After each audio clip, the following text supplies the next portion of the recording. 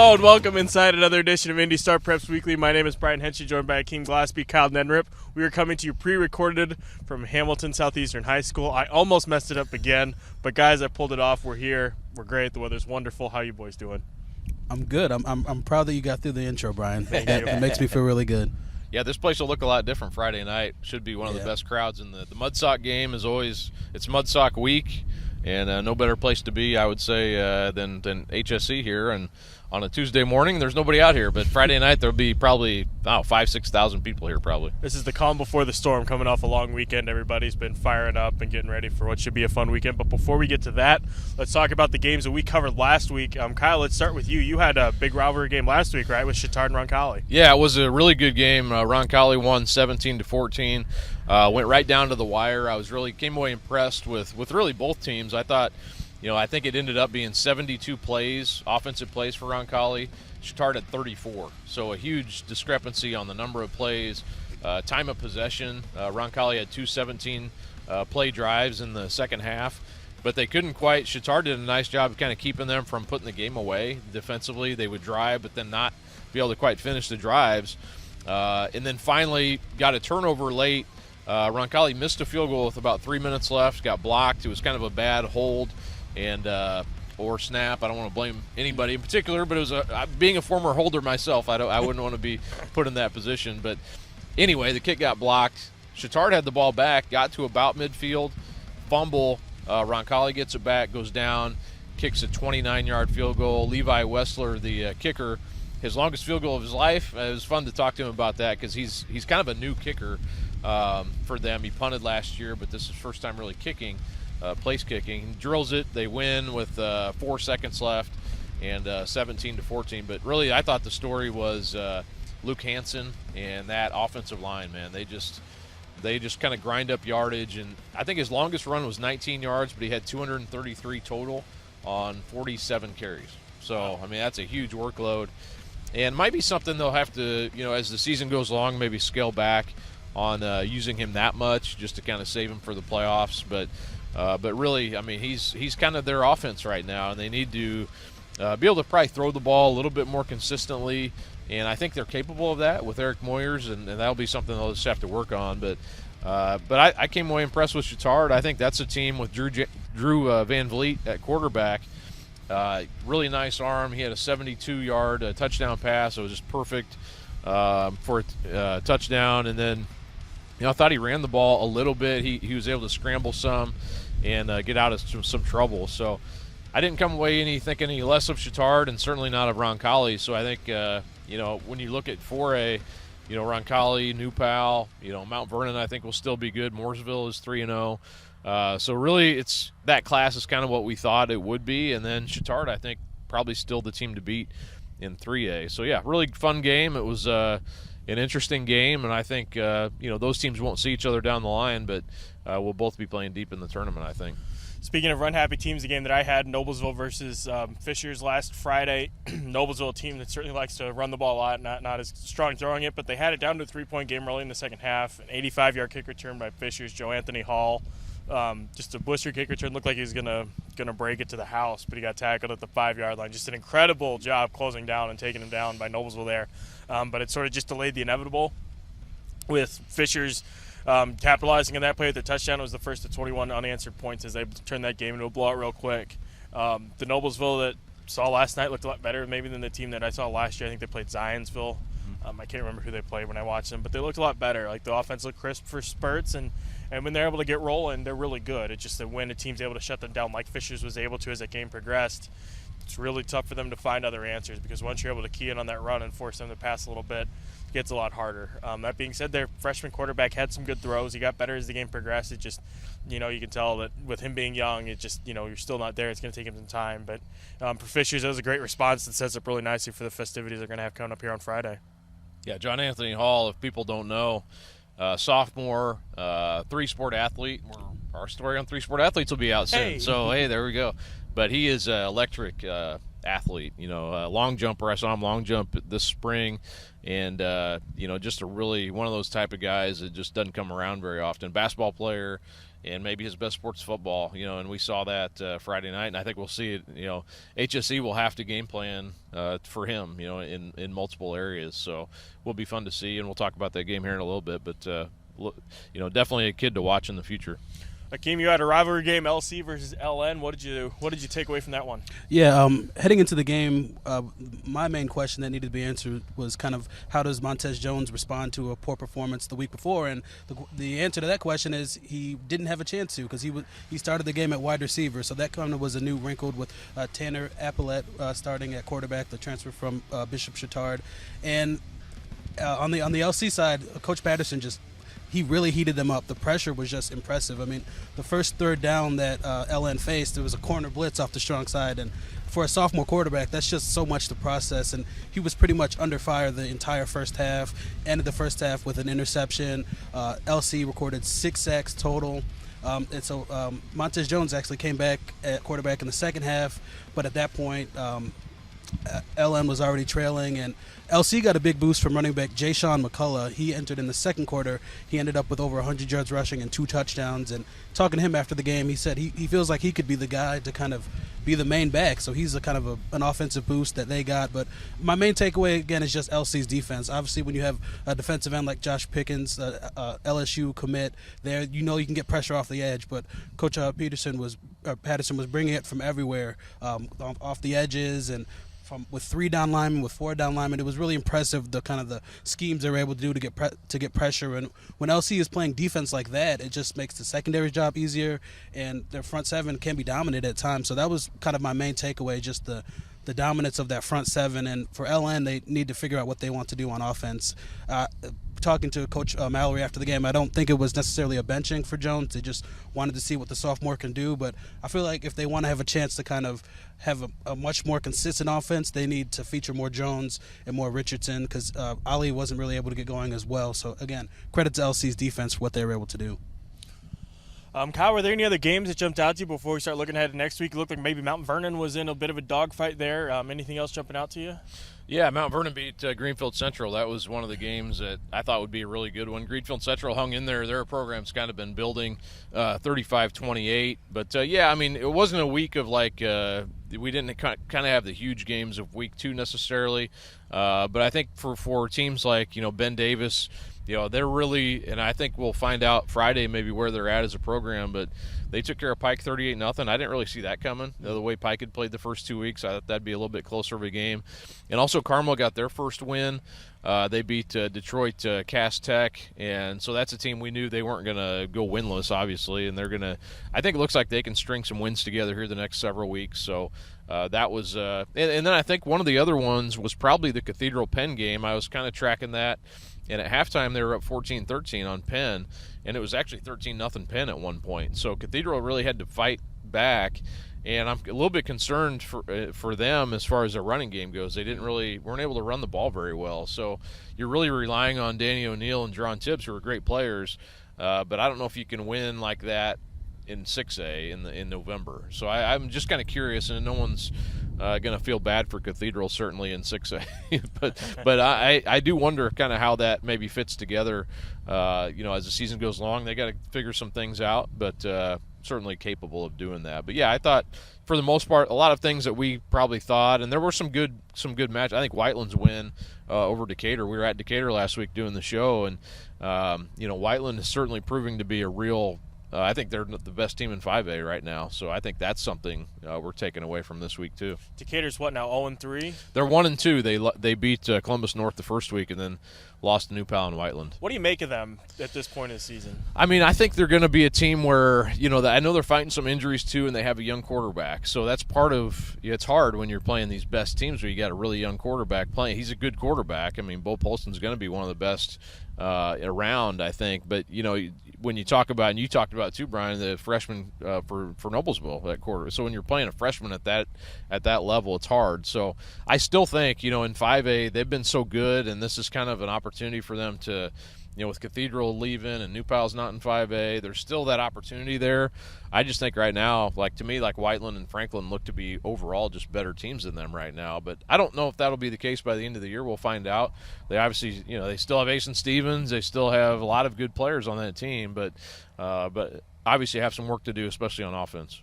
Absolutely. Let's start looking ahead to next week, Kyle, and I'll just let you run point, and Akeem will jump in as necessary. What games are you most excited about? You pick the one. Actually, let's save Fisher's HSC for last, but other games you're most excited for. Well, I think there's a lot. I think maybe the most interesting game is Ben Davis and Center Grove.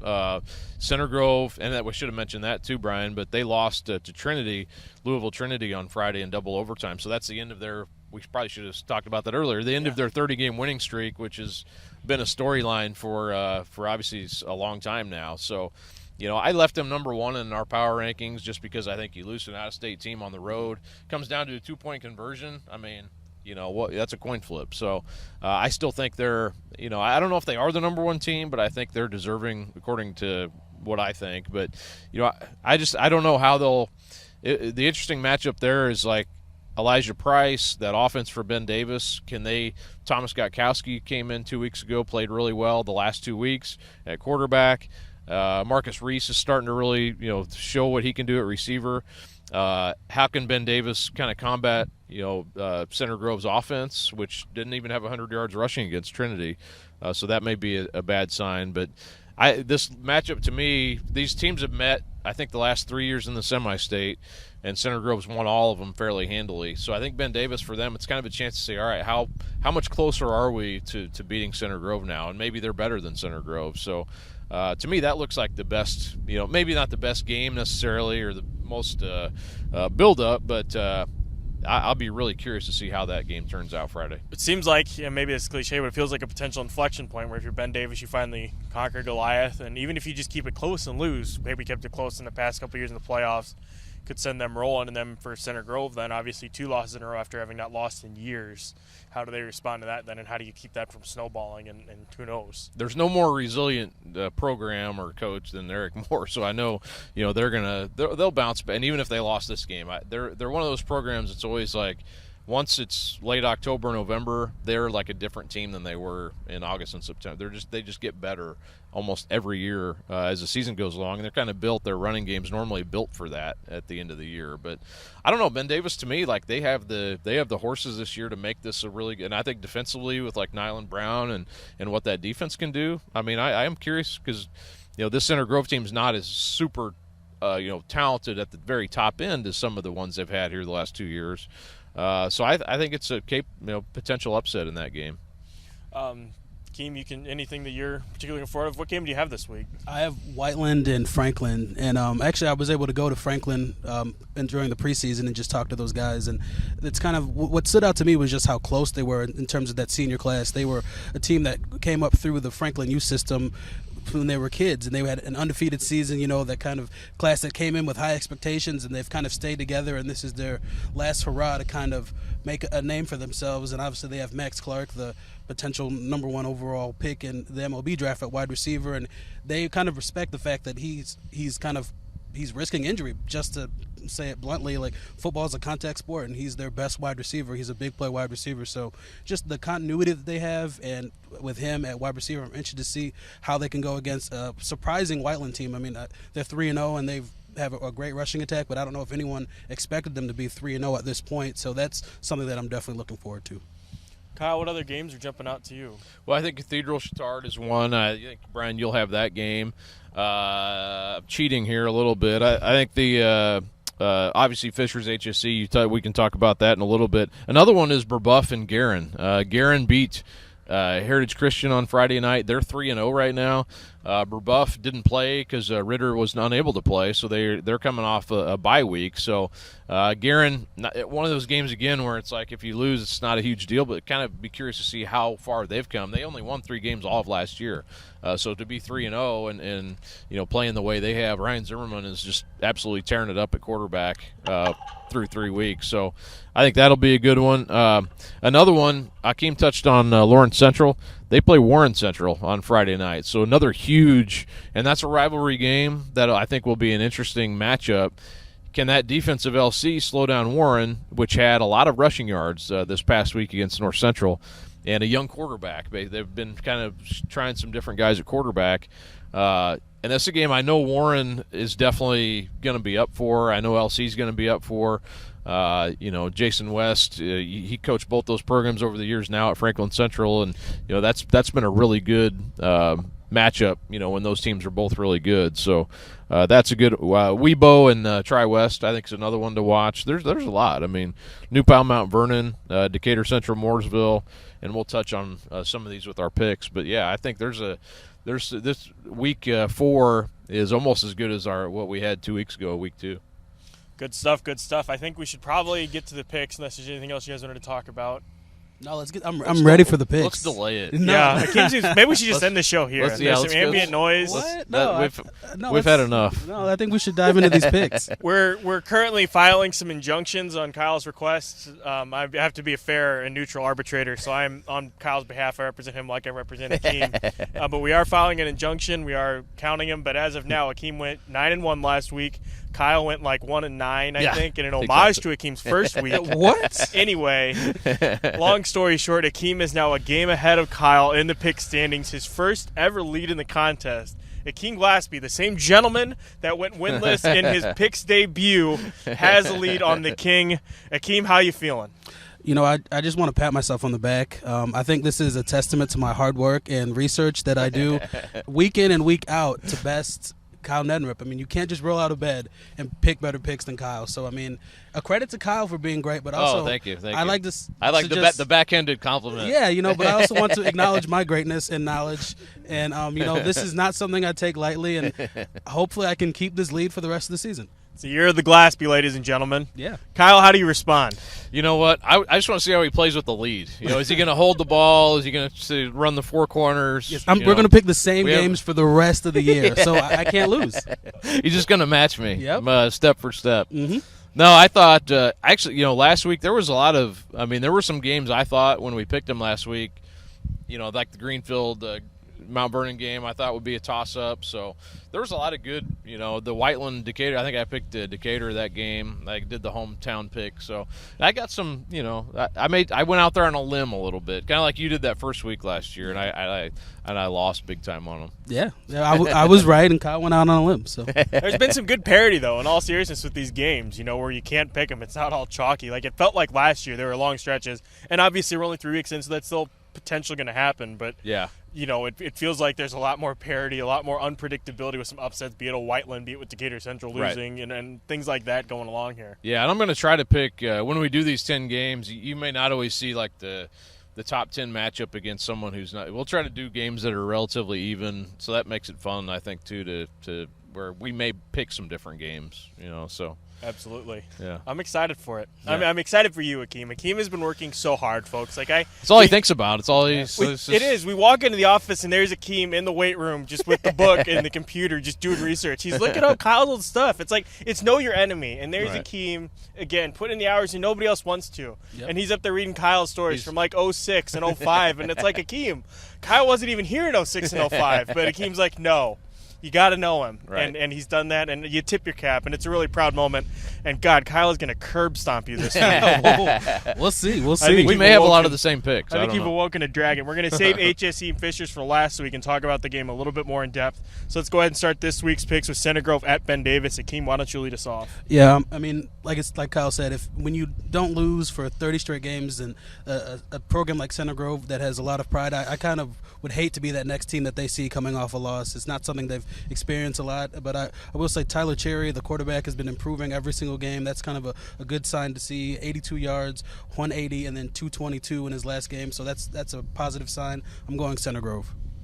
Yeah, I've got to agree. I think the resilience, like I mentioned, that program has had over the years. But I'm not going to be, I kind of hedge it there because I would not be surprised to see Ben Davis, the way you kind of look back to their Week 1 loss to Brownsburg, and you look back at that, it's like, well, they were right there without their starting quarterback playing in that game. So, that's, I think, something to beware of. And, I am going to pick Center Grove, but I think Ben Davis will give this a good game, and I wouldn't be real surprised to see them win. It comes down to me, can they consistently stop the running game of Center Grove? And Center Grove hasn't ran the ball quite like they have in previous years, but I'll be really curious to see how this goes, but I'll take the Trojans.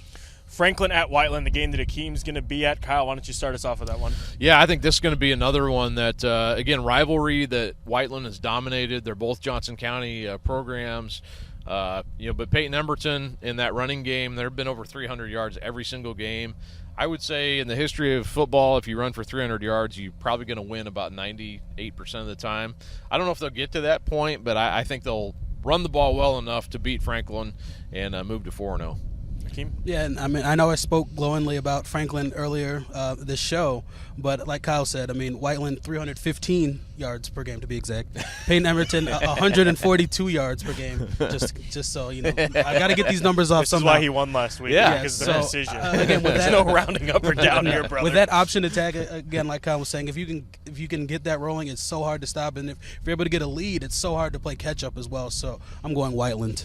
Akeem, what you got for Cathedral Bishop Chittard? 2-1 team going at it. Yeah, again, to kind of echo what Kyle was saying, Danny O'Neill is a great quarterback, and they put a lot on his shoulders. And 12 touchdowns, no interceptions. Jerron Tibbs, about 90 yards per receiving per game.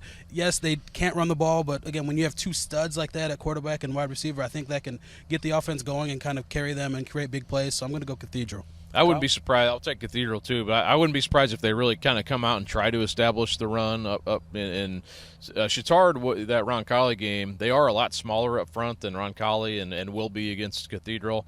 They held up really well, I thought, for the most part, but I like Cathedral to get out of there with the win. What do you make of that Brebeuf Guerin Catholic game? That another game that should be really good. 2-0 Brebeuf and I'm sorry. 2-0, 1-1. 1-1 Brebeuf, 3-0 Guerin. Yeah, 3-0 Guerin. So I think Brebeuf, the way they came out and beat Tri-West, to me, I think that just says kind of who they are. They lost that first week versus Chittard, obviously. So, but Guerin has been a team that I think is they're going to put up a lot of points this season. How do they stack up against Brebeuf's front seven? I think Brebeuf will win, but I do think it'll be a close game. Akeem? Yeah, and I think it comes down to the quarterbacks. Kyle talked about the season that Ryan Zimmerman's having. Nolan Buckman actually is struggling a little bit with 4 interceptions through 2 games, but I think he'll get it going this game, and I think Nolan will probably throw for 300 or 400 yards. So I'm going Brebeuf. Lawrence Central at Warren Central. 1-2 Lawrence Central is playing at 2-1 Warren Central. Akeem? Yeah, like I said, I was able to see LC last week, and I think Jay Sean, they call him Bam Bam McCullough. He's a really talented back. He's a junior. I feel like he kind of gave the offense a spark. Bryson Luter is kind of the point guard of the offense that can distribute and run when he needs to. With that defense playing the way they are, I'm actually going to go LC. When might be an upset to some people, but I'm correcting my mistake from last week. Only game I got wrong. I don't know if you heard that. I went 9-1. 9-1. But which one did you miss? Because I got that one right. Yeah, actually. I missed LC. But LC is coming through this week. I'm picking LC. Yeah, that's a tough one. This might be a toss-up type of a game, I think. If Warren Central, though, if they can run the ball, that reminded me of the old school Warren Central teams where they would run. They'd have multiple guys with 100 yards or 90-some yards. So I think they're getting that swagger back to them. Quarterback still maybe a little bit of a question mark. They've turned it over probably a little too much from that position, and that's scary when you're playing a defense like LC that has playmakers on that side of the ball. So the high-level talent, I think LC maybe has an advantage, but I'm going to take Warren Central to win that game at home. 3-0 New Palestine at Mount Vernon, a battle of 2 of the top teams in their respective class. Yeah, this is a rivalry game again. There's not a lot. If you remember back 2 years ago, Mount Vernon was the team that ended that 65-game regular season winning streak that New Pal had. And if you could have had, they couldn't have the huge crowds there because of the COVID year, and it was still kind of a crazy atmosphere, but that would have been something else. But, yeah, there's not a lot of love lost. I think New Pal, after watching Mount Vernon win a state championship last year, they have been looking forward to this game for a while. And I know talking to them even this summer, they try not to say too much about Mount Vernon because it's just that type of, it's kind of that Ohio State Michigan type of thing. Yeah. But the players know each other. I think it'll be good. I think Mount Vernon's going to come ready too, but I'm going to pick New Pal. Akeem? Agreed. I'm going New Pal as well. I mean, they just have so many playmakers at every level of the team. I mean, I've talked a lot about the offensive line, and then they have Grayson Thomas at running back and Tippett at quarterback and Michael Thacker at defensive tackle. He's probably been one of the most disruptive defensive players that I've seen. He just picked up an SEC offer from Tennessee. I mean, he's the real deal as a sophomore. So I'm going New Pal. Western Boone 3-0 at Tri-West 2-1. Who you got there, Akeem? I'm going with Tri-West. Ty Owens, 3 touchdowns last week. Davon Brown is an explosive running back. I'm going with Tri-West. Yeah, again, this should be a Sagamore Conference rivalry. I think should be a really good game. Western Boone kind of showed the last 3 years they'd lost to Western in week 2 in really close games. They got over the hump and beat them this year. Should take a lot of confidence into this game. Tri-West, they got beat pretty handily by Brebeuf. I don't think that's anything really to worry about too much if you can start putting things together again. Again, I think this is a game that could be a touchdown or a field goal type of game. I'll take Western Boone to win. I like the name Sagamore Conference. Sagamore. It rolls off the tongue. Yeah, it does. I like that. That and Weebo are two of my favorite words to say. Looking down the list as we round out the list here, Decatur Central 1-2 at Martinsville. Kyle, is this the week that Decatur Central picks up another win? I'm going to stick with them. I think this is the week they get back on track. And Martinsville's undefeated, though. So I think that – and Tyler Atkins, one of the better quarterbacks in the area. So can Decatur kind of heat him up and make him make mistakes? That'll be kind of something they'll have to be able to do. But until the Hawks get a win, I'm gonna stick with them and believe in them. Akeem? Well, yeah, I mean, like Kyle mentioned earlier, obviously they have Decatur has a young quarterback in Bo Polston, who's a freshman. Martinsville has a senior quarterback in Adkins, 8 touchdowns, no interceptions. I'm taking the experience at quarterback over the inexperience, and I'm going with Martinsville. First game where they differentiated on so far this week. Triton Central 2-1 at Monrovia. Akeem, who are you going with in that one? Yeah, I mean, both these teams have really explosive offenses. Monrovia averaging 36 points per game, Triton Central 34 points per game. I think it's going to be a shootout, but I'm going Monrovia. Kyle? Yeah, that's a tough one. Monrovia won that game last year. Triton put up 41 points on Lutheran this past week. Lutheran also lit them up on the offensive side and scored 54. So I don't know, do you take the positive or negative away? I don't know. But I'm going to take Triton. I think that'll be another really good conference game, and I think a battle back and forth. Could be really high scoring again like that Lutheran game was, but I'll take Triton Central to win. And now for the game of the week, Clark is going to Photoshop in some crowd behind us, CGI it in, and make it really loud and epic and dramatic. Fisher's HSE Friday night at this field, 2 3-0 teams going at it. Kyle, I'll let you go first. What do you make of this matchup, and then your pick? Yeah, Clark and I were here last year, and it was or not here, but we were actually at Fisher's last year where they hosted the Mudsock game. But this atmosphere is always – it used to be, I think, week 2. They moved it back in the season a little bit, but it's always feels like kind of a kickoff to the school starting again. And they're on both sides. It's blue on one side and red on the other side, and it's just a very colorful atmosphere and a lot of fun. I mean, I think that's – and even I remember leaving here last year, Fisher's, and it was an hour after the game, and you couldn't even still get out of the parking lot. It was just so crowded. So I think that's the first thing you look forward to is that atmosphere. But I also am looking forward to see has Fisher's kind of closed the gap. HSC beat them handily in the sectional last year, and really the regular season game was close late in the third quarter. HSC kind of pulled away. Fisher's didn't have that explosion on offense that they needed. Now they have that with Hall. They also have Kobe Martin at running back to go with Carson Dunn, so they kind of have that thunder and lightning a little bit. So, they're going to have to hit some plays in the passing game, and HSC's defense is really good. They beat LC the first game of the year and held them to 7 points. So they're really good defensively, and maybe not quite as explosive on offense, although Ty Bradle does have some experience at quarterback, and they can run the ball too. So I think it's sort of, again, there's a lot of games like this that we've seen this week that I think are sort of toss-up matchups. I'm going to take HSE, I think, and I think it's going to be a really good game, though, and I'm a little hesitant to not pick Fishers because I like how they're playing, but I'll take the Royals on their home field to win the Mudsock game. Akeem, who you got? Yeah, I mean, I do think in this game that home field advantage is kind of important. I mean, I would imagine it's going to be packed out in a great atmosphere. The home team might get a little more kind of boost of momentum and just energy playing in front of its home crowd. But like Kyle said, I mean, Fishers does have a very explosive offense. Martin averaging 7 yards per carry, Carson Dunn done at 6 yards per carry. So when you have that two-headed monster, like I always say, it's going to be really tough to stop, and they can get those explosive plays that could swing the game and maybe quiet the crowd from time to time. So I'm actually going to go Fishers. Interesting. So they're splitting paths on 2 games this week. So if you want Akeem, you want what? You want Fishers? I believe. Did we differ? LC Warren Central LC as well? Warren, I picked Warren. Yeah. Okay. There were a few. So yeah, I think we're like at four Okay. different games. Well, yeah. counting's hard. I used up all my energy and all my brain power hyping up you winning the picks, brother. So you got to pick me up somewhere. I got you. Well, that's exciting. Mud Sock week across all sports. I think for boys soccer, girls soccer, volleyball. Clark and I will have coverage from the volleyball match of Fishers HSE. That one should be a lot of fun. Both soccer games should be great as well. The girls team, HSE, Caroline Kelly, has scored, I think, in all but one game this year. That was against Noblesville, and she still has a great chance in that game. She's a fun kid to watch. And then both boys teams are good. Fishers boys are among the best in the state, as our HSE. They're top of the coaches' polls, and our Fab 15's there for a while too. So it's a really fun week here in Fishers. Before we get out of here, what do you guys have coming up this week? Like Kyle mentioned, we worked on a story together about 3 sport athletes that should be out sometime. I think we mentioned it last week, but it should be out sometime this week. I think Wednesday morning, so I would look for a Wednesday. We're getting some photo finished up with that, so I think look for a Wednesday online, and also thanks to HSE for letting us come out here and shoot the video. Jim Self, the AD out here, let us come out and really has been pretty quiet out here, so maybe we'll just hang out here and throw the football around for a while. We'll be some first people in the stands for the game. That's right. And Akeem slapped him in the face with a pick for Fishers. What a guy. What a guy.